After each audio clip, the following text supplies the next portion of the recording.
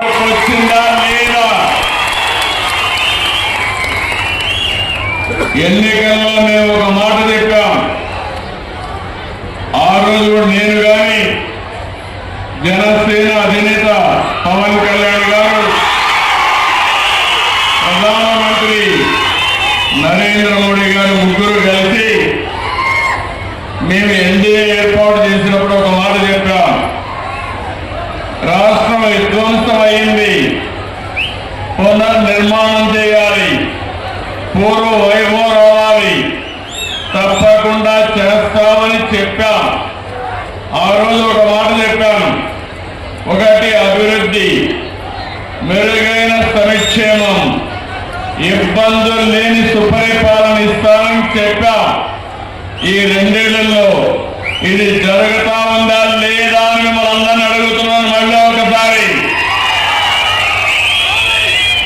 అయితే మీరందరూ కూడా ఒక విషయం గుర్తుపెట్టుకోవాల్సిన అవసరం ఉంది.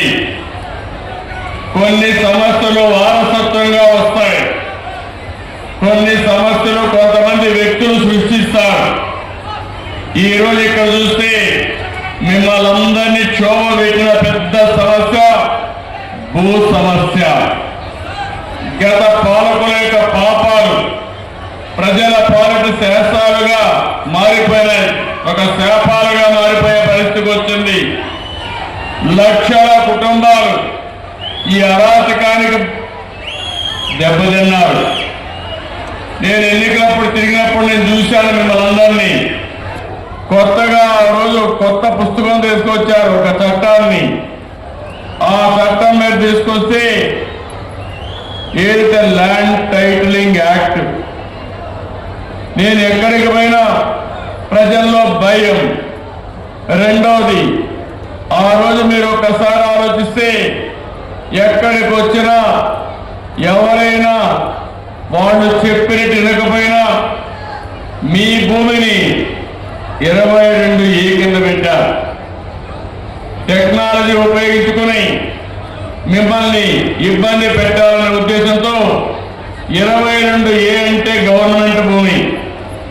మీరు వాళ్ళకి తక్కువ ధరకు ఇవ్వకపోయినా, మీరు వాళ్ళకి సహకరించకపోయినా మీ జుట్టు వాళ్ళ చేతుల్లో పెట్టుకోవాలని ల్యాండ్ టైటిలింగ్ తీసుకురావడం, కొన్ని దగ్గర 22A కింద పెట్టేసే పరిస్థితికి వచ్చారు.